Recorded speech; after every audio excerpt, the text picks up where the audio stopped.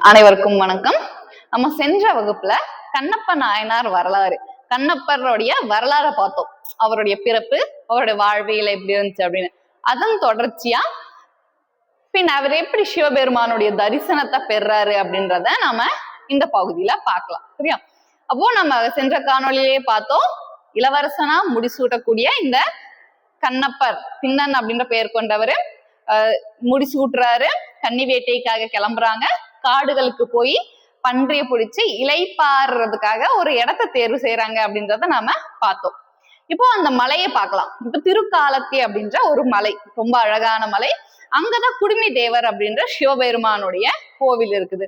அப்போ இந்த 3 பேருமே போறாங்க. அங்க இருக்கக்கூடிய ஆற்றுல நீர் எடுத்து பருகிட்டு அந்த மலைக்கு போறாங்க. அந்த கடவுளை பாக்குறாங்க. அந்த இடத்துக்கு போனதுமே இந்த திண்ணனுக்கு ஒரே பரவசமா இருக்கும். ஏன்னா ஒரு முன் ஜென்மத்துல நாம தேடிட்டு இருந்த ஒரு அரிய பொருள் நமக்கு கிடைச்சிருச்சு அப்படின்ற மாதிரி ஒரு இனம் புரியாத ஆனந்தம். இப்ப எப்படி நமக்கு நெருக்கமானவங்க நம்ம கூட இல்லாம வெகு நாள் கழிச்சு நம்ம அவங்கள பாக்குறப்ப நமக்கு எப்படி அன்பு பக்தியும் பீரிட்டு வருமோ, அதே மாதிரிதான் இந்த கண்ணப்பருக்கும் இந்த திண்ணனுக்கும் தோணுது. சிவபெருமானை பார்த்ததுமே ரொம்ப அன்பு மேலோங்கி ஓடி போய் அந்த சிவபெருமானுடைய சிலை, அந்த சிலை பக்கத்துல போய் நின்னுக்கிறாரு.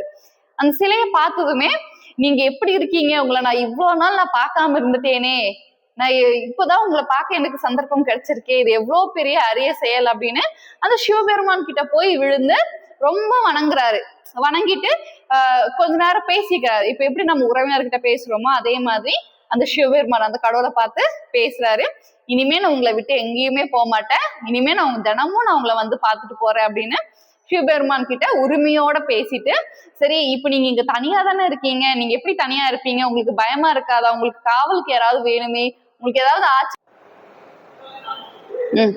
அப்போ நீங்க தனியா இருக்கீங்களே அப்படின்னு ரொம்ப வருந்தி, சரி உங்களுக்கு சாப்பிட ஏதாவது வேணும்ல, நான் போய் என்கிட்ட ஒரு பன்றி கறி இருக்கு, நான் போய் அதை நல்லா சமைச்சு நான் உங்களுக்கு கொண்டு வர்றேன் அப்படின்ட்டு போறாரு.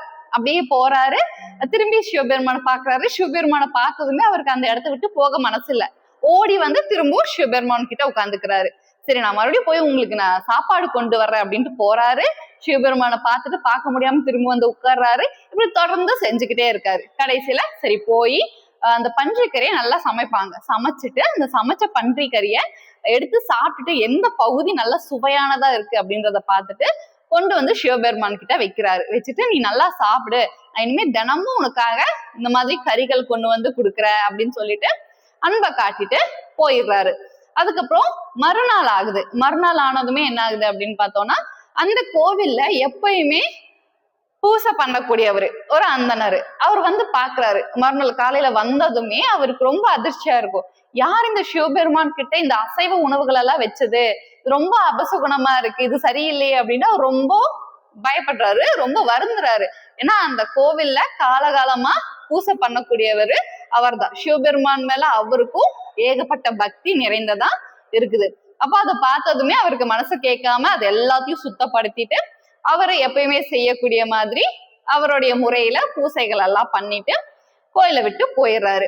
அப்புறம் என்ன பண்றாரு, மறுபடியும் சாயந்தரம் ஆகுது. அதே மாதிரி திண்ணன் வர்றாரு. திண்ணர் வந்து பார்த்துட்டு சிவபெருமானுக்கு எப்படி அபிஷேகம் பண்றாரு, ஏன்னா திண்ணர் தினமும் வர்றான், சிவபெருமானுக்கு அபிஷேகம் பண்றான், சிவபெருமானுக்கு உணவு படைக்கிறான். சிவபெருமான் கூடயே கொஞ்ச நேரம் இருந்து உரையாடிட்டு பேசிட்டு திரும்ப போறான். இது தொடர்ந்து நடக்குது. அப்ப எப்படி இவர் அபிஷேகம் பண்ணுவாரு அப்படின்னா, அங்க இருக்கக்கூடிய ஸ்வர்ணமுகி ஆறுல இருந்து தண்ணி எடுத்துப்பான். அந்த தண்ணியை எப்படி எடுக்கிறார் அப்படின்னா, தன்னுடைய வாயிலேயே தண்ணி எடுத்து அந்த காட்டுல இருக்கக்கூடிய அத்தனை வகை பூக்களையும் கையில பறிச்சுட்டு, ஒரு கையில கறி ஒரு கையில பூக்கள் அப்படின்னு அப்படியே கொண்டு வந்துட்டு சிவபெருமான் சிலைகள் மேல இருக்கக்கூடிய காய்ந்த பூக்கள் எல்லாத்தையும் தன்னோட காலாலேயே தள்ளுவாரு. ஏன்னா இந்த மாதிரிதான் சிவபெருமான வணங்கணும் அப்படின்றது அவருக்கு தெரியல. அவருடைய அன்பை எப்படி வெளிப்படுத்துறாரோ அப்படிதான் இதுல நமக்கு கொடுத்திருக்கு. அப்போ காலால பூக்கள் எல்லாத்தையும் தட்டி எல்லா குப்பைகளையும் அகற்றி அவர் கொண்டு வந்த அந்த சுனையில இருந்து கொண்டு வந்த அந்த தண்ணீரை சிவபெருமான் அந்த சிவலிங்கத்து மேல துப்புறாரு. அது அப்படியே அந்த தண்ணி ஃபுல்லா அது மேல ஊத்தி சுத்தப்படுத்திட்டு அதுக்கு மேல கொண்டு வந்து பூக்கள் எல்லாத்தையும் வச்சு அபிஷேகம் பண்ணிட்டு தான் கொண்டு வந்த இறைச்சி கறி சாப்பிட்டு பார்த்துட்டு எது சுவையா இருக்கும் அப்படின்றத தெரிஞ்சு கொண்டு வந்து இறைச்சி கறியை படைக்கிறாரு. சிவபெருமான் கிட்டேயே கொஞ்ச நேரம் உட்கார்ந்து பேசுறாரு. அதுக்கப்புறம் திரும்ப போயிடுறாரு, வேட்டைக்கு போயிடுறாரு. அப்ப இது தொடர்ந்து ஒரு 5-6 நாட்களா நடந்துட்டு வருது. இதே மறுபடியும் அதே மாதிரி அந்த பூசை பண்ணக்கூடிய அந்த ஆச்சாரியார் வருவாரு. அவர் வந்து பார்த்துட்டு இறைச்சி கறி யார் இப்படி படிச்சது, இது ரொம்ப அபச்சாரமாச்சு அப்படின்னு மறுபடியும் சுத்தம் படுத்துவாரு. தன்னுடைய முறையில பூசை பண்ணுவாரு, திரும்ப போயிடுவாரு. இது தொடர்ந்து ஒரு 5 நாட்களா நடக்குது. 5 நாட்களா நடந்ததுமே இவருக்கு ஒரே வருத்தம் ஆயிடும் இந்த பூசை பண்ணக்கூடிய அந்த அந்தணருக்கு. அப்ப அந்தணர் வந்துட்டு ரொம்ப வருத்தத்தோடயே துயரத்தோட போய் வீட்டுல படுப்பாரு. அப்ப சிவபெருமானுக்கு தெரியும்ல, ஏன்னா இவரும் நம்ம மேல ஏகப்பட்ட பக்தி வச்சிருக்காரு, திண்ணனும் நம்ம மேல அளவுக்கரிய அன்பை வச்சிருக்காரு. அப்ப இவருடைய அன்பை நம்ம எப்படியாவது இந்த உலகத்துக்கு காட்டணும், இன்னும் அந்தனருக்கும் காட்டணும். ஏன்னா அந்தனர் ரொம்ப வருத்தப்படுறாரு அப்படின்னு சொல்லிட்டு அந்தனருடைய கனவுல போவாரு. கனவுல போயிட்டு நீங்க வந்துட்டு ரொம்ப வருத்தப்படாதீங்க, ஏன்னா இந்த மாதிரி தினமும் எனக்கு அசைவ உணவுகளை வச்சு பூசை பண்ணக்கூடியவரு என்னுடைய பக்தன் தான், அவனுக்கு என் மேல அளவு கடந்த அன்பு இருக்கு, அந்த அன்பின் காரணமா தான் இப்படி பண்ணியிருக்காரு, இதுக்காக நீங்க வருத்தப்பட வேணாம், அந்த பக்தனுடைய அன்பு எத்தகையது அப்படின்னு நீங்க பார்க்கணும் அப்படின்னா நீங்க நாளைக்கு காலையில கோவிலுக்கு வந்துட்டு நீங்க செய்யக்கூடிய பூசைகளை செஞ்சு முடிச்சுட்டு நீங்க மறைந்திருந்து பாருங்க, அவனுடைய அன்பை நான் வெளிப்படுத்துறேன் அப்படின்னு சிவபெருமான் சொல்லிட்டு மறைஞ்சிடுவாரு. அப்பயே அந்த அந்தனான் முடிச்சுட்டு சிவபெருமான் இத்தனை நாள் நம்ம கனவுல வராத சிவபெருமான் வந்து இப்படி சொல்லியிருக்காரே, இது என்னவா இருக்கோ, சரி இந்த பக்தனுடைய புண்ணியத்திலையாவது நம்ம சிவபெருமானுடைய காட்சியை நம்ம பார்க்கலாம், சரி எப்படா விடியும் அப்படின்னு விடியறதுக்காக ஏங்கி விடிஞ்சதுமே அந்த நேரம் கோயிலுக்கு போறாரு, செய்யக்கூடிய பூசைகள் எல்லாம் செஞ்சுட்டு மறைந்திருந்து பாக்குறாரு. அப்போ திண்ணன் எப்பயும் போல இறைச்சிக்கறி, பூக்கள், வாயில தண்ணி இது எல்லாத்தையும் கொண்டுட்டு கடவுள்கிட்ட வர்றான். கடவுள்கிட்ட வர்றப்போ அங்க ஒரு பெரிய அசம்பாவிதம் என்னன்னா, சிவபெருமான் தன்னுடைய திருவிளையாடலை காட்டுறாரு, இந்த கண்ணப்பனாருடைய அன்பை எத்தகையது அப்படின்றத வெளிப்படுத்துறாரு. அப்ப இந்த கண்ணப்பனார் வந்து பாக்குறப்ப என்ன இருக்கும்னா, சிவபெருமானுடைய ஒரு கண்ணுல இருந்து குருதி வடிஞ்சிட்டு இருக்கும்.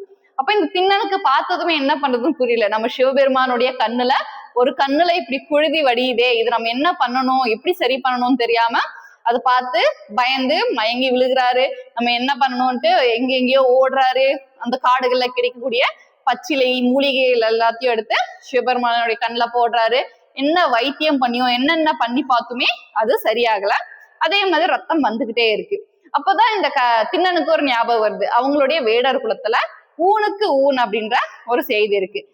முள்ளாலதான் எடுக்க முடியும் அப்படின்ற மாதிரிதான். இப்ப நம்ம எந்த பொருள் பழுதடைஞ்சிருக்கோ அதே பொருள் கொண்டு நம்ம தீர்க்க முடியும் அப்படிங்கிறது அவங்களுடைய நம்பிக்கை.